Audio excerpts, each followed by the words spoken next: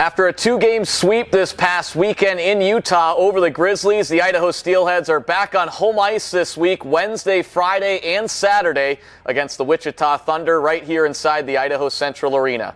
Cam McGuire here sitting alongside forward Mark Rassell. Mark, thanks for taking some time to chat today. Hey, thanks for bringing me out. Now we got to get right to it. Mark Rassell, I know you have a lot of different nicknames. People call you different names. Kind of just give us some of those names that you've been called over the years. Yeah, it all started back when I was in junior hockey in Medicine Hat. A friend of a friend met at a bar, and he said, "This is the Mike Rassell that you always talk about." So since then, my friends have never called me my real name, which is Mark, but I've been called Mike, Matt, Mout, Mick, Mickey, any variation of Mark, and every single variation of Rassell, Russell, Roussel, Ranabello. So just anything to bring me down a notch. My friends love to do that online. You're a man of many names then. Absolutely. If I ever do something bad, it wasn't Mark, it was Mike. And if I ever do something good, I'll take credit. And it's Rassell with 2 S's and 2 L's. That threw me for a little loop. I feel like every time I type out your name, I got to make sure I'm checking the spelling because I'm not the greatest speller, and sometimes I can miss a letter here and there. Yeah, double S, double L. It's been like that my whole life. People love to spell my name wrong, and you know, first pro experience in Fort Wayne, my hotel was booked under Raffle with 2 F's, and then I go to the rink and my name bar has 1 L on it. So just little things like that I've kind of been dealing with my whole life. I was probably a Russell at one point, and someone misspelled it, and now I'm a Rassell. So it is what it is. SL squared, but I know your real nickname's Rass, right? Everyone calls me Rass. Yeah. Rass, there you go. Well, we'll get into the weekend here in just a second. Want to get into your background as well, how you ended up here in Boise, but a Calgary native. Let's start off here. Did you watch the Heritage Classic on Sunday? Yeah, unfortunately, I am a Flames fan. Very, very used to them coming in 9th place, drafting 16th overall, taking a power forward from the Western Hockey League, and then doing it again. I had friends at the game at the Heritage last night, and I watched them. You know, they said it was fun to be there, but I mean, you never expect the Flames to win, or else you're just going to get hurt. But yeah, Flames fan, watched the game, looked like a good time, a little chilly, and I mean, got to see McDavid put on a show at least. Didn't expect the win. What'd you think of the jerseys? Love the jerseys. Yeah. Always look better than the Oilers. I mean, those are.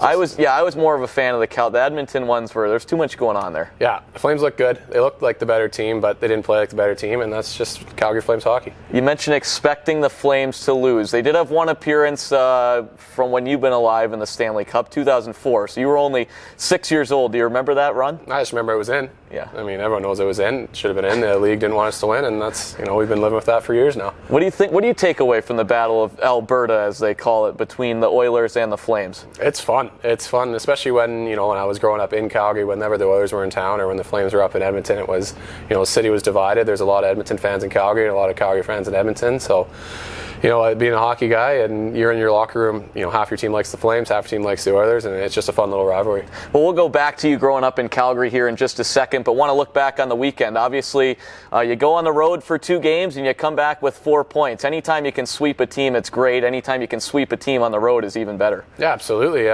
Utah was a good team. We saw them in preseason. They played 2 great games against us in the preseason. So going into their building early in the year and getting those 4 points was massive for us in the standings, because we know they're going to be a team that's going to be good all year. We expect to be a good team as well. So being able to do that was huge for us. Talk about your play to start the season. Obviously 4 goals and 2 assists already. I mean, it seems like you've acclimated and fit in pretty nicely. Yeah, it's been good so far. I was lucky enough to go to the Texas Stars camp before and kind of get a jump start on the season before coming here to Boise. And yeah, it's been good. Been playing with Pelton Bice and Murph for the most part, and those guys have been made it real easy for me. I know they've been here last year. They know what's going on. So any and all questions I have, they got the answers. Seems like you guys have developed some good chemistry between the 3 of you guys already. Yeah, it's been working out so far. Good guys, easy guys to get along with. So, when you like what you're doing and you can come back to the bench and, laugh off a bad play or, talk about what you want to do and what you're seeing, it works well playing with 2 good players. First pro season last year with the Fort Wayne Comets, 21 goals, 50 points. You were Rookie of the Month in December. Finished 4th on the team in scoring, 5th in goals and assists. I mean, just kind of talk about your first pro season. I know you played 2 games the year before with Fort Wayne, but what'd you learn last year in your rookie year? Yeah, first full season was great. I was fortunate enough to have, at one point I think we had 7 guys from the University of New Brunswick, where I went to college, in Fort Wayne. So it was easy transition having friends there, and being in Fort Wayne was a great organization. They're obviously a very, very rich history, one of the oldest teams in minor pro hockey. And it was a great season for me. It was kind of slow start, and it was adjustment from college, getting into the the ECHL schedule with 3-3s almost every weekend. And once you got used to that, that month of December, like you mentioned, was good for me. Finally found some chemistry, found my legs, and learned how to play. And it was a good experience getting into the playoffs again, and learning. You have to lose to learn how to win, is what they say. But it was good for me personally. It was a fresh start from college where things kind of got stagnant and complacent, playing with the same guys for 4 straight years, same systems. So it was fun for me to, finally turn pro and get going. You were under an AHL contract with Bakersfield last year, so after that contract ran out, you kind of had the opportunity to test the waters a little bit, and you ended up here in Boise. Touch on the process on how you became a Steelhead and your conversations with head coach Everett Sheen. Yeah, it's kind of nice being a free agent, coming off that AHL contract. No one can hold your rights, so get to be a bit of a bachelor and have all the teams that want you to call you and tell you how great you are and how well you're going to fit in their system. And a lot of it's coaches trying to sell their town, their team, but so it feels nice to be wanted every now and then. And Sheener was the guy who called me pretty early on and said he wanted me even out of college before I got the AHL deal, and just had a lot of conversation with Sheener, and he knew guys that I knew in Calgary, and just heard a lot of good things about the city, a lot of good things about the organization, and it was just kind of right away. When you're a free agent and you're an ECHL guy, you're kind of looking somewhere down south in Florida. Yeah. Maybe you're golfing all year, and that's kind of where your head initially goes. And then someone tells you, hey, Boise's actually one of the best spots to play in the league. At first you're like, oh, I don't know about Idaho. Yeah. But once you do your research, you talk to your guys, you learn that this is one of the best spots to play in the league. And when they called and they wanted me, I was pretty honored. And the conversations were almost every other day for a while until I finally committed and said yes. And I'm glad. I think I made the right decision and glad to be here. Did you know anything about the city of Boise, anything about the state of Idaho before you came here just a couple weeks ago? Not a whole lot, just the blue football field at Boise State, and I was hoping to get out to a game, but the schedule doesn't look great for me seeing that. But other than that, nothing. I came in here with an open mind. I knew we'd be in the mountains, which I love, and right on a river is where we live, so it's been great so far. I forgot that you and Coach Sheen have the Calgary connection. How much did that come up during your guys' talks to eventually get you locked in? When Sheener was a player, he trained at the same gym that I trained at, so he's a relationship with my trainer Doug Crashley in Calgary, and Crash was a guy who was kind of leaning on me to trust Sheener, and he says he's a good guy, and he vouched for him, and that kind of when you're talking to new coaches on the phone, you don't really know how much is genuine, how much is them selling their team and their city, and with having Crash vouch for Sheener, just kind of made the relationship a lot easier. We were able to break the ice a little easier having that connection, and the Southern Alberta connection for sure is nice to know he's a good Berta boy running things here. What was his best attribute in the weight room back in the day? Sheener's? Yeah. No clue. I didn't get into that. He was probably pretty good at getting out of there in a hurry. That'd be my guess. Absolutely. Going back to growing up in Calgary, just tell us a little bit about how you got into the game. Obviously, I would say a hockey hotbed up in Alberta. Yeah, absolutely. I was the youngest of 4 kids. My older brothers played, my older sister played, but the reason they started playing, it wasn't in the family. It wasn't my mother and father. It was our babysitter. Their son had played, and we were watching a game, and he ran the goal. He started a line brawl, and that was when my older brother wanted to start playing. And once they started playing and I grew up, it was just the stick was in my hand at all times, and it was it was kind of a weird way for us to get into hockey, but it worked out for all of us, and I'm glad we did. Played 4 seasons in the Western Hockey League with Medicine Hat. I mean, was it always going to the Western Hockey League? Was that always your goal? Was that always your dream? No, it honestly wasn't. My older brother played NCAA, University of Alaska, in Anchorage there, and I was kind of leaning that way before. I didn't get drafted to the Western Hockey League, so after that, you're kind of hurt, and you're thinking, oh, okay, well, I'll develop a little bit more and go the college route. But way back, growing up in Alberta, you really kind of pushed towards major junior hockey, and then when Medicine Hat listed me, I went down there and kind of fell in love with the city, the organization, another storied franchise, and got to play in the old arena that had been around forever. And then my second season, they moved into a new one, so kind of got the best of both worlds. And the Western Hockey League worked out well for me. I have no regrets going there. I loved it. All 4 years in the same city as well. It was fun for me. I got to see the world's largest teepee a ton, so it's one of those things where you just get to enjoy Medicine Hat and be almost small town famous there. And when you're there for so long, playing on the only show in town.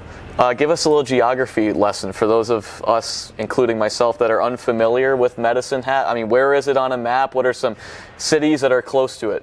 Well, it's in southeast Alberta. It's about an hour drive from the Saskatchewan border, an hour drive from the United States border in Montana. It's 2 hours from Lethbridge, 2 hours from Calgary, and that's pretty much it. There's city, then there's nothing, then there's city, and that's pretty much all of Alberta. You can fall asleep behind the wheel, drive as long as your wheel's going straight, you'll get there in one piece. So it's a pretty boring drive between Medhat and Calgary, but I love doing it. It's nice to play close to home. My parents got to come down a lot. Friends and family came down a few times. It was great for me. How far from home was it then? About 2.5 hours. Okay, so not bad. Not bad. Little further here in Boise. Yeah, sneaky far here in Boise. I kind of thought, coming here, it'd be close to home, have people drive down, but 13 hours behind the wheel, going through the mountains in the wintertime, probably not the safest. So got people coming on through planes rather than driving down. It's a long way, no doubt about that. So you did 4 years or 4 years in the Western Hockey League, and then you went to the University of New Brunswick for 4 years, 3 seasons technically, because you were there during the pandemic, COVID-19, if anyone had forgotten about that. Yeah, but just talk about your experience at the University of New Brunswick. Well, the University of New Brunswick is, maybe I'm biased saying this, but it's the best college program in Canada. Between them and Alberta, they just pretty much take turns winning the national championship. And so I went in there after a good major junior season, good career, and I wanted to continue to develop. And I talked to Gardner McDougall, who's a legend in Canadian college hockey, and he just sold the program for me, and for me, I wanted to continue to develop and play pro hockey. I knew, going to school wasn't the end of the road, which some guys in Canadian college, they just want to get their degree, get their jobs, and use hockey as a way to, do that. But for me, I wanted to continue to develop. I wanted to see a new side of the country, all the way on the East Coast and the Maritimes. It was a life experience thing for me, and getting into the University of New Brunswick, playing a role my first year, and then us eventually winning that national championship my first season was incredible. And then just the development as the years went on, and the ability for Gardner to find little things in your game that he wants you to improve on, and that's kind of the focus point throughout your career. And if you look at the track record, every guy there is pretty much playing pro after they finish college, which can't be said about a lot of programs in Canada. So the fact Gardner is doing what he does and developing players that are right on the fringe of pro hockey, and taking them for if it's 2 years, 3 years, 4 years, or 5 years, and turn them into pro hockey players, that's what you want out of a college program. Tell us a little bit about how the landscape of the Canadian college hockey works, because some might be a little unfamiliar compared to the NCAA ranks. You mentioned winning a national championship. I mean, how does everything work up there in terms of college hockey? It's different. It's definitely different than the NCAA, because you're getting guys, most of your guys are 21 years old coming in as freshmen, and most major junior guys, they have the scholarship program through the CHL, where if you don't sign an NHL deal, you can take however many years you played in the CHL, you get that many years of scholarship money at school. So a lot of guys go there to start, get that degree in their back pocket before they're going, and it's one of the most underrated leagues, I think, in the world of hockey. I think a lot of people see it as just like the wash-ups, but there's incredible players that are using their WHL, OHL, QMJHL scholarships to get their degrees, set them up for the rest of life once hockey's over, and then they're turning pro. For us, there's no out of division play. So in the Maritimes Conference, the AUS, you only play the same 6 schools 6 times each every year, and it gets pretty. There's some rivals that brew, and some rough games, and you're playing against 21 to 25, 26-year-old men, and it's really good hockey, and for me, that's kind of what I need as a stepping stone to pro. So the schedule in terms of the teams you're kind of playing, pretty similar to the ECHL, where you're playing a team 10 to 14 times a year. Here this week, you're going to play the Wichita Thunder back on home ice in Boise, and believe it or not, this is the only 3 times this year that the Steelheads will play the Thunder. Kind of hard to believe, a team in your same division, but want to focus on being back on home ice. You've now played 2 games in this arena. First time you've played on home ice here in Boise, or played here ever. What were your takeaways from 2 weeks ago for the opening weekend? 2 sellouts, so It's incredible. I didn't know we threw a fish on the ice after goals, so that was a learning experience for me. It's just the fans are so into it, and it was incredible. Like, nice, and it was loud. They were cheering on everything that happened. Obviously, got the win on the Saturday night, and that was fun to send everyone off into a downtown Saturday night. It was just, that's all I've had so far, just sellouts, loud noises, and then fish being thrown at, I think it hit Matty Marson on the other team too. So he's a guy from Calgary that I know, so I got a good chuckle out of that. But a frozen fish hitting you, that can't feel good. That's not. It's gonna hurt. Here Here with Steelheads forward Mark Rassell. And Mark, it's time for our 5 random questions. I did this last year with a bunch of guys, never came up with a name for this segment, and I figured we'd continue the trend this year and continue the trend of not only doing this segment, but also not having a name to this segment. Perfect. So we're going to start off here. Question number 1.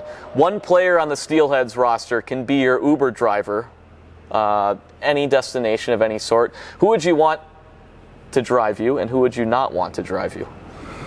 Well, I wouldn't want Ben Zalotti driving me. Really? I don't.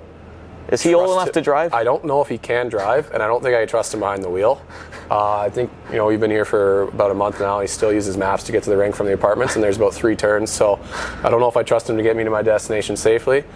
I think Jack Becker would be a good driver. Really? He's a quiet guy.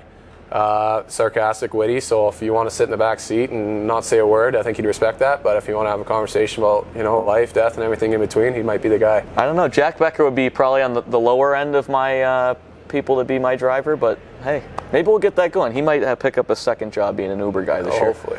Question number 2 here. You get to have one superpower. Which would you choose, and why would you do so? I think the ability to manipulate time. I mean, you can fast forward, rewind, relive. You can pause it and go somewhere else. That's, people will say flying, but that's just useless. It's cold up there. You manipulate time. You can do whatever you want. Rob banks, whatever you need. And bank robber. Watch out for this guy. Would you rather go back in time, or would you rather go to the future? Probably the future. I don't put me on the spot there, but future probably sounds a little bit better than the past. I don't know. Maybe go get to live COVID again and sit in my room for 4 straight months. That'd be a blast. But yeah, no, I think having the ability to do whatever, see history live, or go to the future, see where we're going, and see if I need to change anything back. There you go. Question number 3 here. What's most memorable sporting event you've attended? I know we talked about the Calgary Flames Stanley Cup run. You were only 6 years old. I don't believe you were in the building, but I know you've probably been to a handful of games. Is there one in particular that sticks out, or maybe a different sporting event you've attended? I went to a Buffalo Bills game in Detroit when they were playing Cleveland last year after they got snowed out and they had to play a neutral site game. That's right, it was my first NFL game. It was about 50-50 Bills fans and Browns fans. That was pretty exciting to see an NFL game live. Other than that, there's so many Flames games that I went to growing up that I loved, and a couple of lacrosse games. I've had buddies play pro lacrosse, and going to the Saddle Dome in Calgary and seeing them play is also pretty memorable. Question number 4: which character from any movie do you relate to the most, and why? It could be looks, could be personality, could be both.